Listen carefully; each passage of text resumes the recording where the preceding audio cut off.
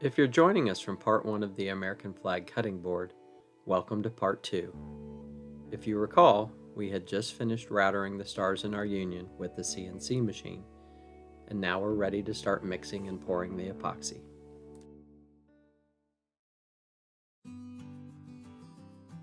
When working up the specs on this project, I played with the idea of doing the stars as an inlay, and I may do a future video using that technique. Ultimately, I decided to go with a white epoxy resin to fill the CNC'd stars. For this project, I'm using a 2-part epoxy from TotalBoat. It's an easy product to use. But before mixing any epoxy resin, make sure you're working in a well-ventilated area and using a mask and gloves. Then, we'll simply mix equal parts of A and B in a cup and mix thoroughly.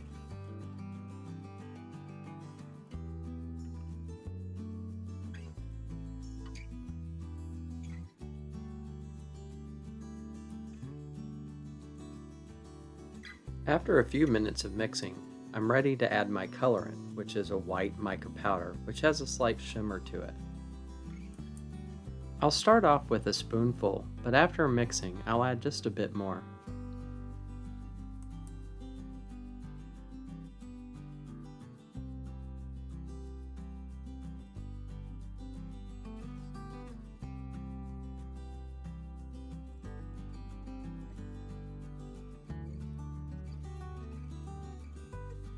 When thoroughly mixed, the epoxy is ready to pour, and I take my time to make sure that each star gets filled.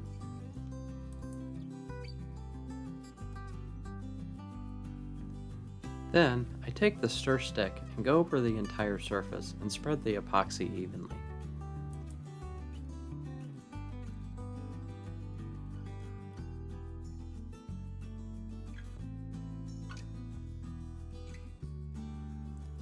I repeat this process with the remaining epoxy until I'm satisfied that I've gotten all the stars filled completely.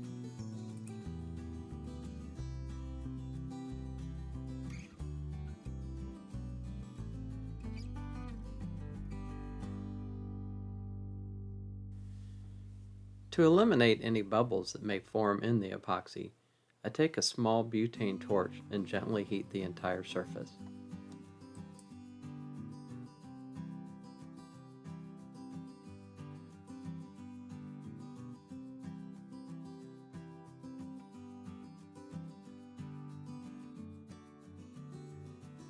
Now we're ready to let this cure overnight.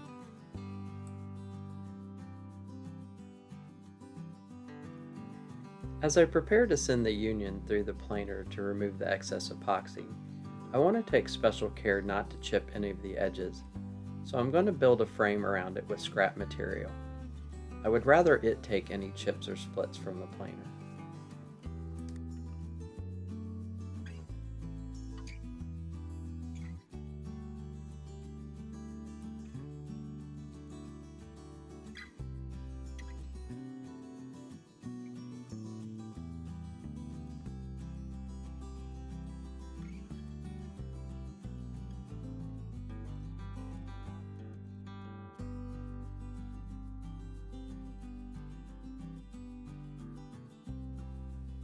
At the planer, I'm going to take very shallow passes, but you can see that the frame is actually serving its purpose.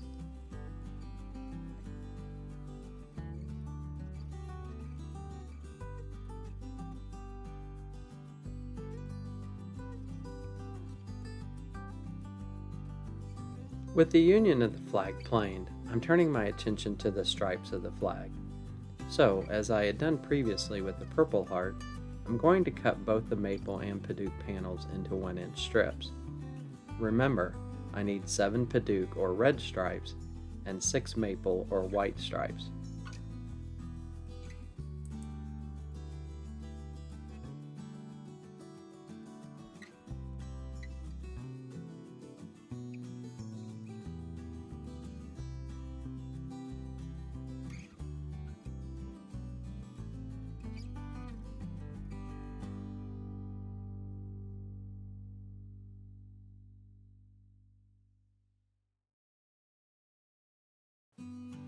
As you can see, I created a lot of Padauk dust, and you never know when it'll come in handy to fill a future void, so I like to collect the dust in small plastic containers. Now that I have my 7 red stripes and 6 white stripes cut, I'm going to spend some time arranging them in various positions until I'm happy with the aesthetic.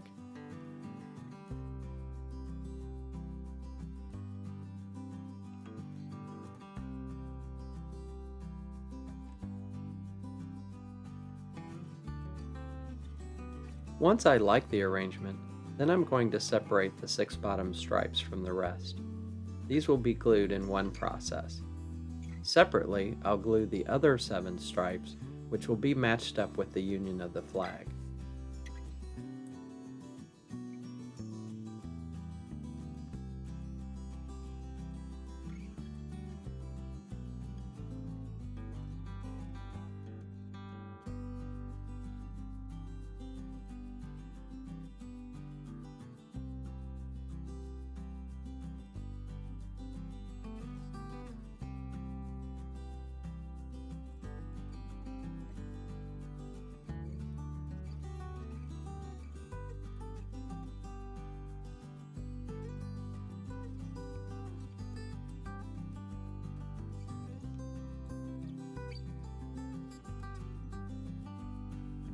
After drying overnight, the lower 6 stripes are unclamped, and then the remaining 7 stripes get their turn.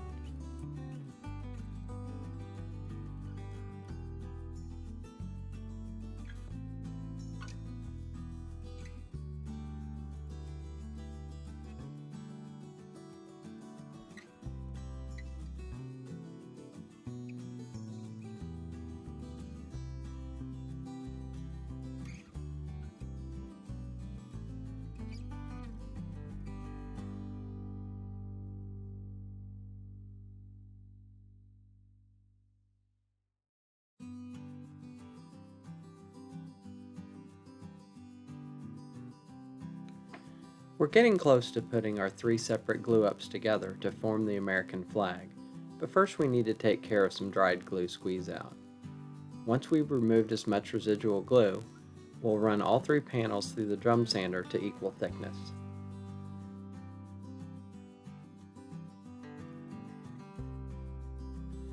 We certainly don't want this type of stuff clogging up the paper of our drum sander.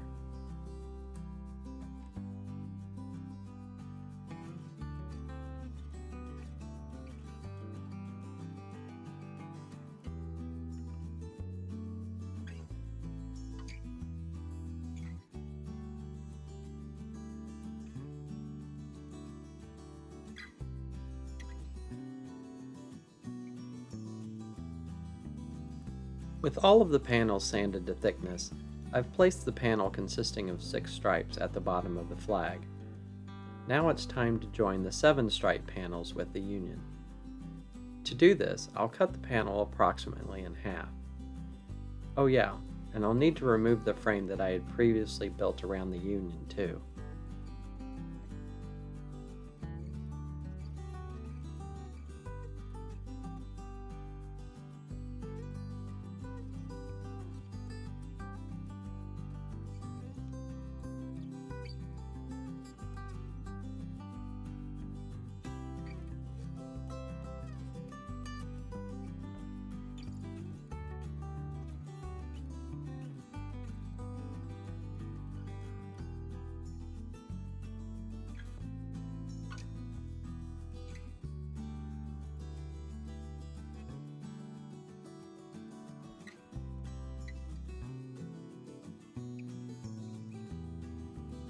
With everything cut to size, I'm ready for the final glue-ups.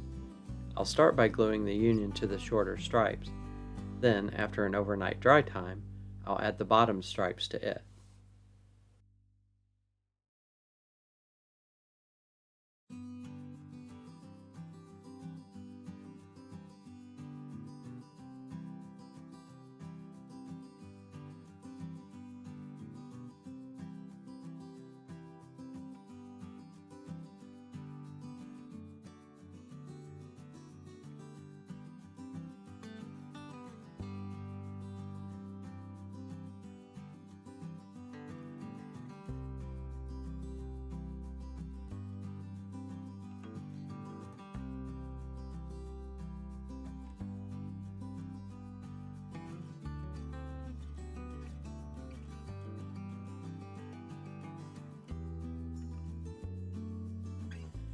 Now we've got something that better resembles the American flag, but we've still got some work to do. I'm headed to the drum sander for a few final passes. Then it's a trip to the table saw to square up the sides.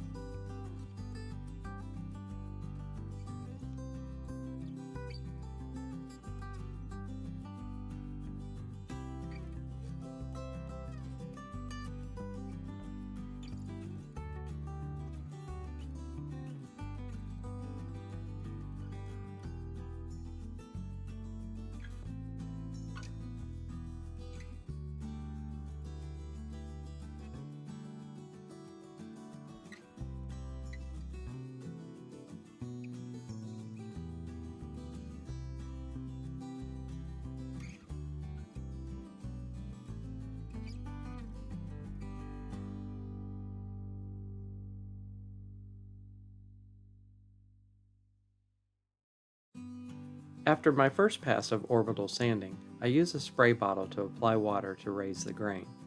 And after this side has air dried, I'll repeat the process on the other side.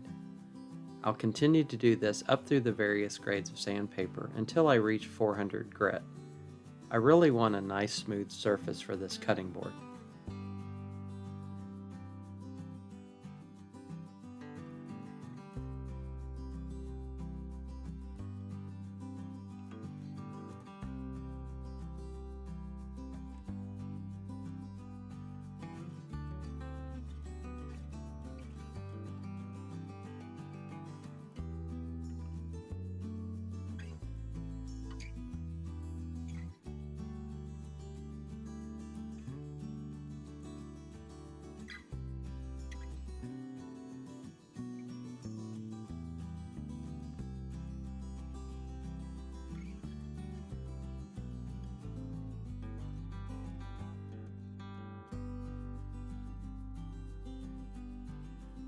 I wanted a nice clean edge line on this cutting board, so no edge routing this time.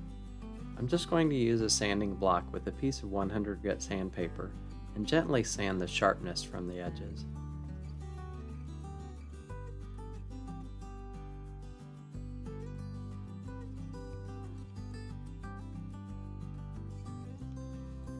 If you have any condition that prevents you from viewing strobing lights, please fast forward to time marker 1406 as a laser burner is demonstrated.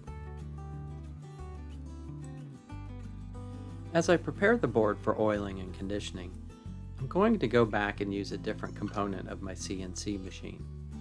I purchased an optional 5-watt laser for it, which I'm using to engrave the back of the cutting board.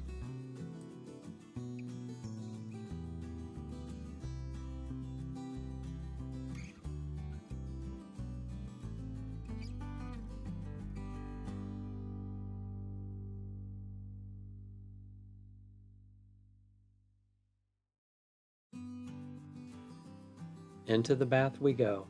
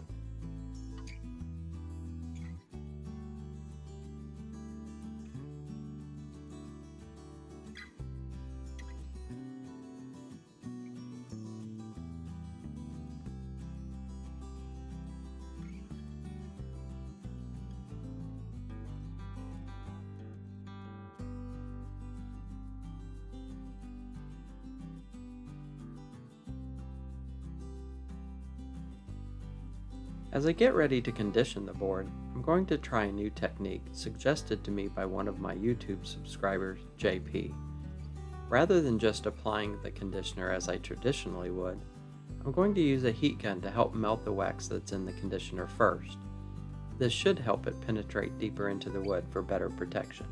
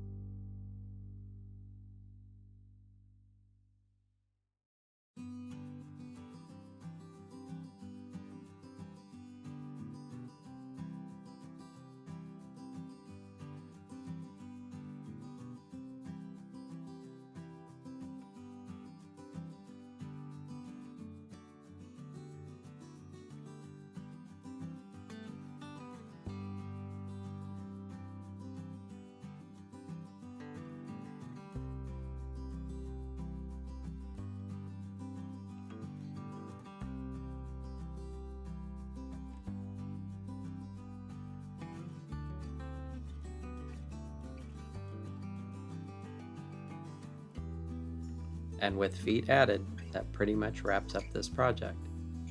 It's one that's been on my list for quite a while, and I truly believe it's been one of the most satisfying. I hope you've enjoyed both parts of the American flag cutting board and appreciate any comments, suggestions, tips, tricks, or other information you might want to provide below. And please like, subscribe, and share. As always, thanks for watching.